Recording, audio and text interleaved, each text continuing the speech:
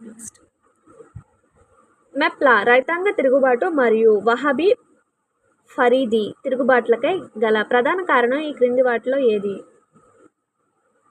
D మాత్రమే. D ఏంటి అంటే భూస్వాములు మరియు కౌలుదారులు మధ్య గల ఆర్థికపరమైన సంఘర్షణలు. ఇది కూడా కొంచెం ఇంపార్టెంట్ బిట్ అండి. సో ఇది కూడా ఖచ్చితంగా చూసుకోండి, గుర్తుపెట్టుకోండి. అఖిల భారత షెడ్యూల్ కులాల సమాఖ్యను స్థాపించినది ఈ క్రింది వారిలో ఎవరు? Doctor BR Ambedkar. చేనేత పరిశ్రమపై విద్యుత్తో నడిచే మరమగ్గాల యొక్క ప్రభావాన్ని గురించి అధ్యయనం చేయడానికి ప్రభుత్వం ఏర్పాటు చేసిన కమిటీ ఈ క్రింది వాటిలో ఏది? శివరామన్ కమిటీ. ఒక స్త్రీ తన పునరుత్పత్తి కాలంలో కనే పిల్లల సంఖ్యలను ఏమంటారు?